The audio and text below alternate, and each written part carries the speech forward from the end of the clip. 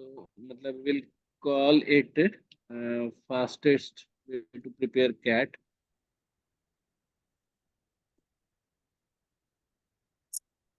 और at the same time ये easiest भी है।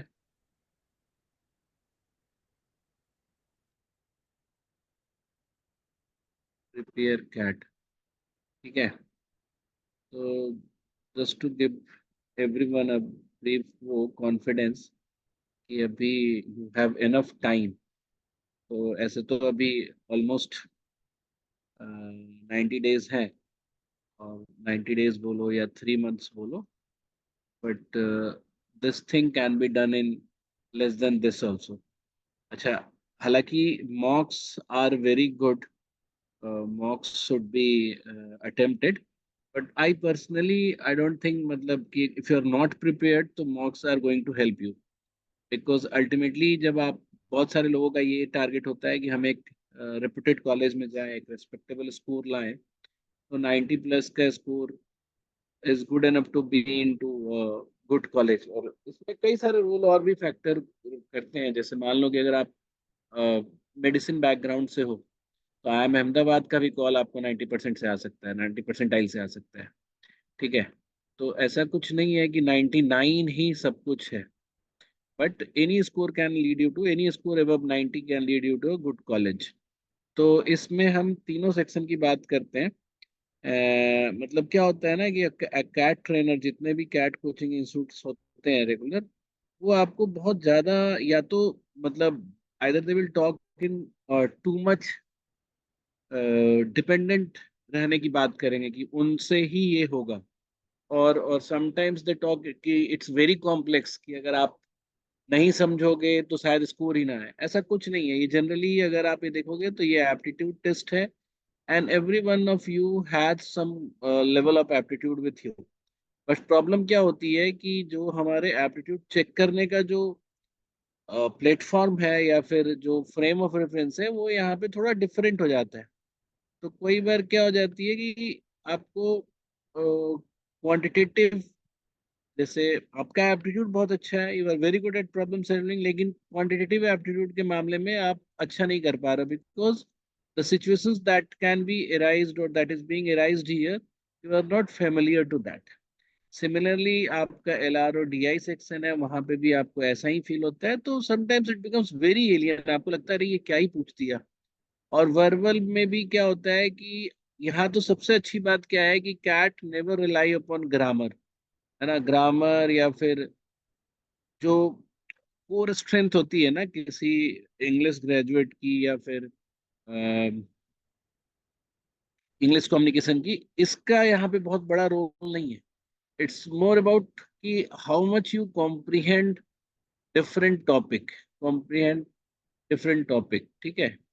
जैसे अगर आपकी हिंदी में भी रीडिंग है ना, जैसे मान लो कि अगर आप फिलोसफी भी पढ़े हो हिंदी में, या फिर हिंदी में भी पढ़े हो, और यू जस्ट नो और aware about any particular field, probably आप उस सब्जेक्ट के RC में अच्छा स्कोर करोगे। तो तीनों के लिए आपको करना क्या है कि यहाँ पे एक छोटा सा ध्यान रखना है हमें, कि मैथ्स में ऐसे जो हमारी बुक है, जो हमने अब तक आप लोग को बताया है, वो करीब मतलब 8 मॉड्यूल्स एक तरह से हमने वो किया हुआ है आपके लिए। आपको ये करना है क्या कि थोड़ा चैप्टर वाइज भी हम इसमें कर देते हैं, कि परसेंटेज, एवरेज और रेशियो, ये तो एनी हाउ सबको पढ़ना होता है, चाहे चाहे आप जो भी एग्जाम दो, इवन आप CUET के लिए दो या कोई भी पेपर दे रहे हो, आपको ये तीन आपको पढ़ना ही पढ़ना होता है। उसके बाद आप सारे परसेंटेज को एक साथ रख सकते हो, परसेंटेज वाले टॉपिक को, जैसे profit and loss, SI CI, time and work, TSD। तो if you want to pick this, TSD और टाइम एंड वर्क आप चाहो तो एक साथ कर सकते हो, और चाहो छोड़ना तो छोड़ भी सकते हो। Same stands for SI and CI, आप दोनों को एक साथ कर सकते हो और चाहो तो छोड़ भी सकते हो, and same for profit and loss. मैं छोड़ने की बात इसलिए कर रहा हूँ कि अगर आप एक कोई सेक्शन इस तरह का छोड़ देते हो ना, तो यू विल फील कि अरे इससे क्वेश्चन तो पूछा जाता है, बट ऐसा नहीं है कि आप वो क्वेश्चन नहीं करोगे तो आपको बहुत बड़ा लॉस होने वाला है, ठीक है। क्योंकि हम I am not talking about 99 percentile year. जिन लोग पहले से पढ़ रहे हैं या जो लोग का एक बेसिक क्लियर है तो उनको छोड़ने की जरूरत नहीं है। आई एम जस्ट टेलिंग यू कि इन केस, जैसे I am taking just an example, जैसे प्रोन्नति है या अर्चना है, अगर आपको लगता है कि आपको टीएसडी टाइम वर्क नहीं करना है तो आप मत करो, उसको छोड़ दो। सिमिलरली फिर आप देखोगे कि geometry will take complete, geometry mensuration, आपको ये भी अगर आपको छोड़ना है तो छोड़ सकते हो, करना है तो कर सकते हो। अलजेब्रा भी अगर आपको छोड़ना है तो छोड़ सकते हो, करना है तो कर सकते हो। मतलब whatever you can pick, ये करना ही करना है, इसमें से कोई भी दो तीन चार आपको पिक करना है। नंबर्स भी ऐसा ही है, आप चाहो तो करो, नहीं चाहो तो छोड़ दो। फिर आपका मॉडर्न मैथ है, ये भी आप चाहो तो करो या छोड़ दो। मतलब पिक 3 आउट ऑफ दिस 6 और 7। और इसके साथ एक हमारा है रीजनिंग बेस्ड क्वांटिटेटिव एप्टीट्यूड, ये जरूर पकड़ो। तो ये और ये, आप इसको अगर पकड़ते हो तो you will be able to solve at least 7 to 10 questions, है ना। और उसमें से अगर आप नहीं भी कर पाते हो, अगर टफ पेपर होता है, जैसे लास्ट ईयर थोड़ा टफ पेपर था, तो यू विल फाइंड कि 4-5 क्वेश्चन भी आप जरूर कर ले रहे हो, and this is enough to get 90 around percentile in quant. तो मेरा पॉइंट ये है कि आई एम नॉट सजेस्टिंग कि आप सब छोड़ना चाहिए या नहीं करना चाहिए। आई एम बस सेइंग कि अगर आप नहीं करना चाहते हो या नहीं हो पा रहा है तो आप छोड़ सकते हो, क्योंकि what ever you miss in Q A you can build your score in L R D I and verbal. ठीक है, क्योंकि फाइनल स्कोर जो है वो तीनों सब्जेक्ट को मिलाकर बनता है। तो you will be getting your score like कि जैसे क्यूए का आपका स्कोर होगा परसेंटेज स्कोर और परसेंटाइल स्कोर, एलआरडीआई का आपका परसेंटेज स्कोर होगा और परसेंटेज स्कोर होगा, परसेंटाइल स्कोर होगा। वर्बल एबिलिटी का परसेंटेज स्कोर होगा, परसेंटाइल स्कोर होगा। और फिर टोटल का भी परसेंटेज स्कोर और परसेंटाइल स्कोर होगा। इनका क्या होता है कि यहाँ कट ऑफ, यहाँ कट ऑफ, यहाँ कट ऑफ अगर क्लियर हो गया, जो कि 80 परसेंटाइल होता है मोस्ट ऑफ द कॉलेजेस के लिए, तो अगर ये क्लियर है और तीनों में अगर 80 भी है ना, तो ओवरऑल आपका 90 के आसपास आ जाता है। क्योंकि बहुत सारे लोग ऐसे होते हैं जो किसी पर्टिकुलर सेक्शन में तो बहुत अच्छा करते हैं, बट किसी में नेगेटिव में भी हो जाता है। I have seen a result जिसमें एक स्टूडेंट है जिसका वर्बल एबिलिटी में सी स्कोर्ड 95 परसेंटाइल और क्वांट में उसके -3 मार्क्स थे। इसकी वजह से अगर वो जीरो रहती तो ओवरऑल स्कोर उसका 80 हो सकता था, बट जस्ट वाई, मतलब because she scored -3 in quant, तो उसके वजह से उसका जो स्कोर है वो घट के 65 हो गया। तो आप किसी एक सेक्शन में अगर आप 95 प्लस परसेंटाइल लाते हो तो ओवरऑल 80 तो ऐसे भी हो जाना चाहिए। लेकिन अगर नहीं हुआ है तो इसका मतलब आपने कहीं नेगेटिव कर दिया। तो my objective is not to go negative anywhere. ठीक है। अच्छा, पहले क्या होता था कि पहले नेगेटिव नहीं होता था किसी में। तो जैसे मान लो कि एक एक इनका एक स्केलिंग का तरीका होता है कि जैसे -16 2/3 मार्क्स से लेके अगर 50 मार्क्स तक का स्कोर बनता है, जैसे मान लो अगर ये फुल मार्क्स है और ये टोटल नेगेटिव मार्क्स है, तो इसको ये लोग क्या करते थे कि शिफ्ट कर देते थे इस कर्व को, जैसे इस कर्व को ऐसे कर्व बना देते थे। I think you will not be understand this, you are not going to understand this particular part, but I am just saying कि ये स्कोरिंग का तरीका होता था। बट लास्ट ईयर उससे उन्होंने नेगेटिव को नेगेटिव रहने दिया। So they want you to punish for the entire score if you are scoring less than 0 marks in any particular section. पहले क्या होता था कि अगर आप किसी में नेगेटिव भी हो ना तो उसको जीरो मान लिया जाता था। तो अगर आप किसी एक सेक्शन में बहुत अच्छे हो, उससे भी आपका स्कोर बिल्ट हो जाता था डिस्पाइट कि आपने नेगेटिव ही किया है किसी का। बट इस बार नहीं, लास्ट ईयर उन्होंने ऐसा नहीं किया। Last year they scored actually negative, जो पहले नहीं करते थे। तो एग्जाम है वो भी हर साल चेंज होता है। तो मेरा पॉइंट ये है कि यहाँ पे आपको, अगर आप ये पूरा सेक्शन के साथ अगर आप रीजनिंग बेस्ड क्वांट कंप्लीट कर लेते हो तो आप 3-4 क्वेश्चन तो जरूर कर लोगे, which is good enough score, which will bring you good enough score. और एट द सेम टाइम अगर आप इनमें से कोई सेक्शंस कवर करते हो तो आपके और बढ़ जाएंगे थोड़े। एलआरडीआई का क्या है कि डीआई टाइप्स आपको समझना पड़ेगा, कि जैसे एवरेज बेस्ड डीआई है, रेशियो बेस्ड डीआई है, डिफरेंट टाइप के चार्ट्स हैं, जैसे पाई चार्ट्स है, फिर आपका टेबुलर ग्राफ है, ठीक है, या टेबल ही है। तो आप अगर ये डीआई टाइप्स समझ जाते हो, और यू हैव एक्चुअली मतलब you can just you will take 1 day time for 1 DI type, ऐसा नहीं है कि आपको एक एक हफ्ते टाइम लगाना है। और ये तभी अच्छा हो पाएगा जब आपका ये 3 सेक्शन सही होगा। तो परसेंटेज एवरेज रेशियो ये तो मस्ट गो है, तुम्हें पता ही है। और फिर LR टाइप है। तो इसमें क्या है ना कि अगर आप लास्ट ईयर के भी सारे पेपर्स कर लेते हो, लास्ट ईयर कहने का मतलब कि लेट्स से 2017 टू 2013 23, 17 से 23 7 साल हुए, लगभग 21 पेपर हो गया। 21 पेपर भी अगर आप अच्छे से कर लेते हो LRDI का, तो you will be able to score good. आप 2 सेट तो आराम से कर सकते हो अगर चाहो तो पेपर में, और 2 सेट का मतलब होता है ऑलमोस्ट 8 क्वेश्चन। तो 8 question is good enough for scoring very high in DILR। तो इसमें मैं ये बता रहा हूँ कि जिनका मैथ्स अच्छा नहीं है आप LR पे फोकस कर सकते हो, और जिनका मैथ्स अच्छा है वो दोनों पे ही फोकस कर सकते हो। और बस आप लास्ट टाइम का मैं लास्ट वाले पेपर करो और डाउट्स लो हमसे, है ना। एक सीट एक पेपर करने के बाद अगर आपको कोई क्वेश्चन नहीं बनता है तो we can discuss that in class कि उसके की कैच कहाँ थे। क्योंकि हमने ये रियलाइज किया है कि जब भी हम नया कोई क्वेश्चन करते हैं DI का और LR का, तो हमें लगता है कि इसका जो डिफिकल्ट पार्ट था we have seen it somewhere else also. और अगर कभी नहीं देखा हुआ रहता है ना तो प्रॉब्लम वो एग्जाम में हमसे भी नहीं होगा। पॉइंट ये है कि वो क्लिक करने वाली बात है कि वो क्लिक किया या नहीं किया, क्योंकि स्ट्रेस का माहौल होता है वहां पे, पेपर दे रहे होते हो। तो इसलिए ये वाले भी अगर आप कर लेते हो 21 पेपर्स, और 21 पेपर मतलब अगर हम एक एग्जाम में 5 सेट्स भी हैं तो already you are covering 105 sets. और थोड़ा पुराने पेपर कर लो। अच्छा, कोई भी आदमी या कोई भी बोलता है कि उसके पास 2008 के बाद से 2016 तक का पेपर है, तो वो झूठ बोलता है आपसे। इस बीच में पेपर रिलीज नहीं किया गया। आई am not very sure about 16, but इस बीच में 2008 के बाद यानी 2009 से लेके 2015 तक आई थिंक, इस बीच में कोई पेपर रिलीज नहीं किया गया था। तो आप इसके पेपर्स नहीं खोजोगे। And if you want to do more questions in DILR तो आप 2005 से लेके 2008 तक, और फिर उससे पहले भी मतलब 2000 से लेके 2008 तक के भी DILR कर सकते हो। उससे भी आपका बहुत सारा चीज कवर हो जाएगा, ठीक है। तो इसमें आप बहुत इजीली अगर 2 सेट्स करते हो तो you be able to score very, ठीक है। अब आते हैं वर्बल पे। वर्बल में कैट में mostly you will find comprehension, ठीक है। कॉम्प्रिहेंशन ही होता है। कॉम्प्रिहेंशन 2 तरीके से पूछे जाते हैं। आई थिंक किसी का माइक ऑन है वो, सेकंड।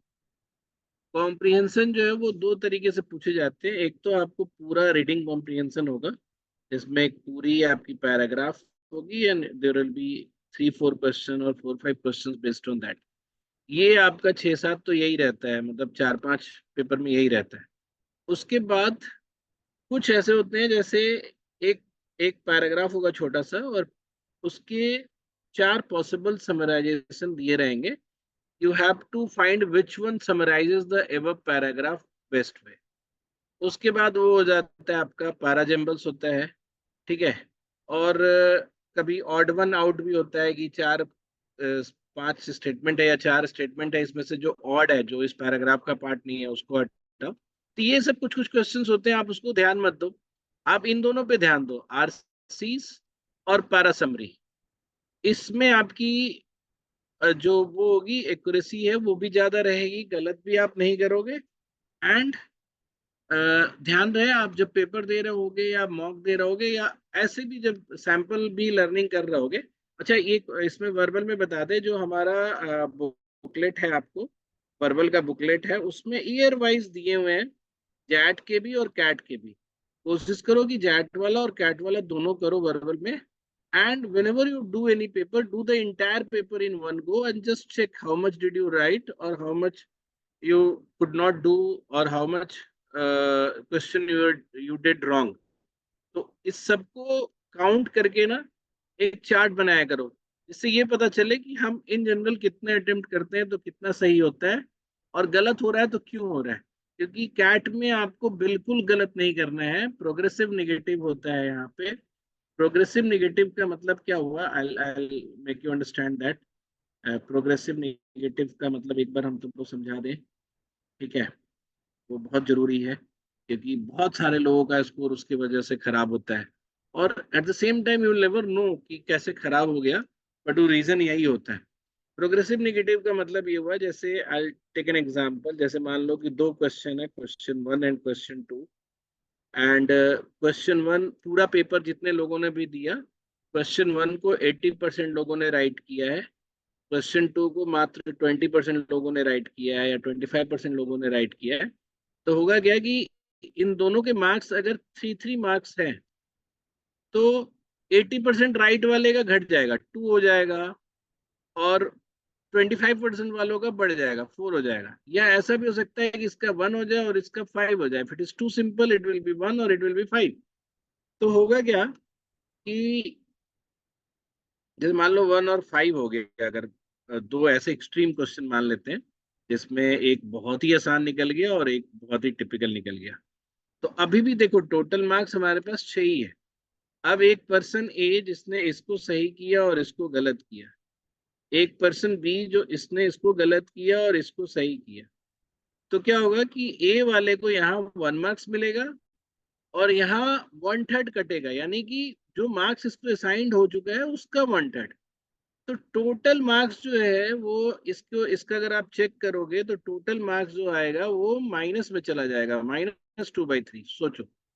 और बी का है कि बी का यहाँ पे 1/3 कटेगा, and you will get here 5। So the total marks is 4/2/3। And now you can just see कि कितने का डिफरेंस है यहाँ से यहाँ तक। तो there is too much difference, एक एक मार्क्स पे कितनी परसेंटाइल ऊपर नीचे हो जाती है।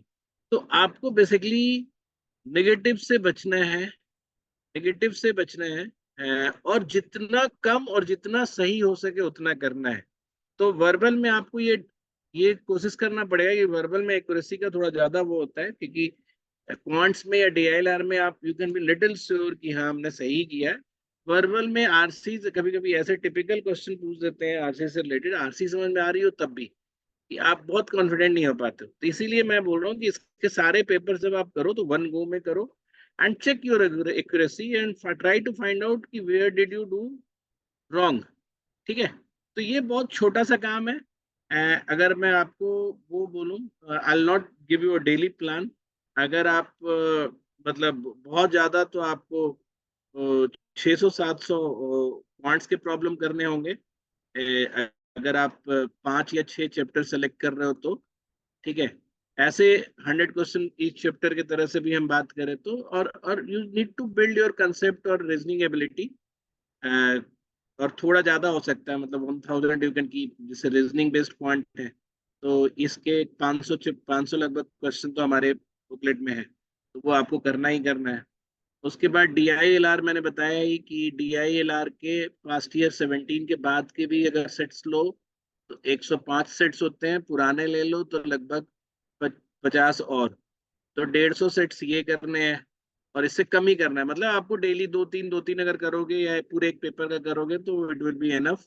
और वर्बल में आपके पास, हमने जो आपको बुकलेट बना के दी है उसमें करीब करीब 13 14 पेपर्स हैं, उसको आप करो एज अ टेस्ट। ठीक है? तो ये छोटा सा काम है, आप सब लोग को इसको कंप्लीट करना है बिफोर नवंबर। एंड इतना अगर कर लेते हो, आई गारंटी यू कि आपका मतलब, इफ मतलब 90 तो पक्का ही आ ही जाएगा। अगर 90 परसेंटाइल अगर बिल्कुल आप मिस नहीं करोगे, if will also give the paper in that way कि जिस तरीके से मैंने बताया कि आप गलत नहीं कर रहे हो। ठीक है? तो ये जो है, I will not call it a 3 month plan और 2 month plan, but this is the shortest way to prepare और easiest way to prepare CAT और स्कोरिंग। और it will not sure you 99 percentile, बट 90+ परसेंटाइल तो जरूर ही आप लेकर आ जाओगे। ठीक है? तो ये सबको कवर करना है।